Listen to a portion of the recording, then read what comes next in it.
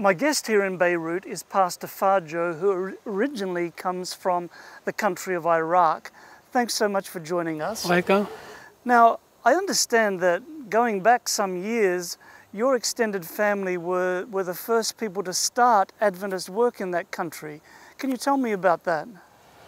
Well, Brother Bashir Hasso, who was the first Adventist in Iraq, when he came to Iraq, he baptized 7 of his relatives, and my grandmother was one of those 7. Oh, yeah, wow. And then my mother was the first credentialed teacher in our schools in Iraq. Wow. So Yeah. when would that have been? How many years ago? Well, Many years ago. many years ago. Okay. Now, you worked for many years in Iraq, and what is the state of the church in Iraq today? Well, unfortunately, after the American war, many church members left the country for their safety. And nowadays in Baghdad, we have no church members anymore. We have few church members in north of Iraq, in the city of Arbil, where we are building a church there. Mm. Yeah.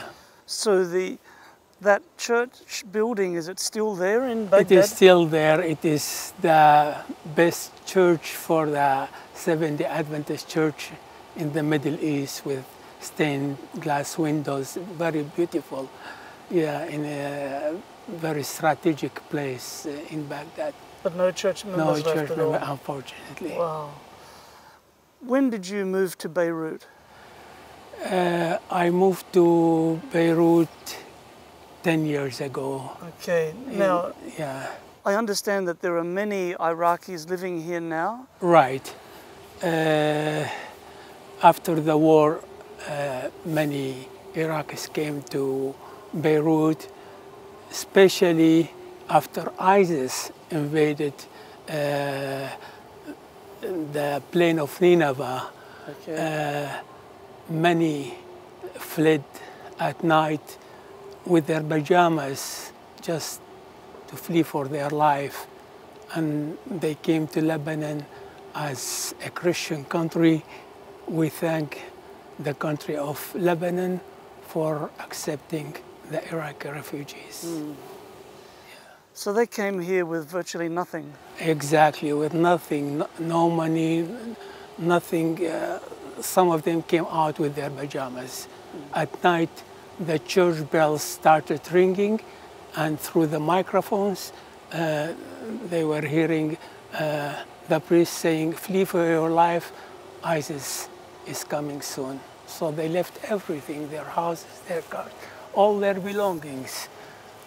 One lady was telling me that she took her son to flee away, and they came to one of the checking points where one man of ISIS was there. She was wearing some of her gold in her hand. He told her, "You want the gold or your son?" So she gave him the gold, and she got her son. Wow. Yeah, terrible experiences. I'm sure. So tell me, what sort of work are you doing at the moment to help these people? Yeah. 3 years ago, we went to the States to visit our brothers and relatives there. And when we met our brothers and friends, we were telling them about the terrible situation that the Iraqi refugees faced and how they came to Lebanon. So some of them gave us donations, saying that if you are willing to help the Iraqi refugees. Before going to the States, I was the pastor of the Arabic church, Bushriya Church, down the hill. So I was familiar with some of the Iraqis.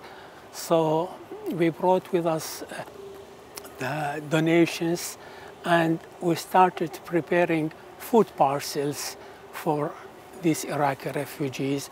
We started visiting them at their houses, knowing their situation, and we started preparing these food parcels with 12 food items in the box, and we got their telephone numbers. We called them on a certain date to come and pick their food parcel from the church. And beside that, we started collecting used clothes from the university, from the neighbors, from the community. And while coming to the church to get their food parcel, we show them the clothes, and they pick up the clothes they want. And after working for more than 1 year here, some of the donors said, Bassem, well, you notice that you are doing very well here in Lebanon.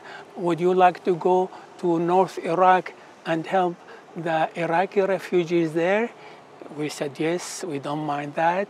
So we went to the city of Erbil there. We met with one of the doctor and the pastor there in the church, and we made a campaign to help to visit the Iraqi refugees near the Turkish border. Yes. Yes. When we studied their case, we found out that there were many NGOs there giving food, but they needed baby milk, detergents, medicine. So we bought baby milk and detergents, and we visited these camps and distributed to them the baby milk and other items. Fantastic. Yeah. Thank you so much for sharing and for the wonderful work that you are doing. Thank you. Yeah. And viewers, what tremendous needs there are in this part of the world. Dislocation on so many levels. And please pray for the people here, for the various ministries that are helping these people.